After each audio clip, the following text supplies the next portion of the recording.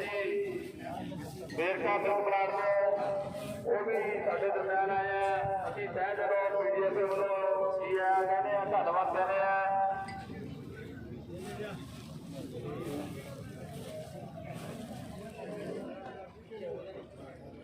एक बार मेरी गांव वाले बेनती है कि अगे अगे तोरो जी मड़ी दी गावां।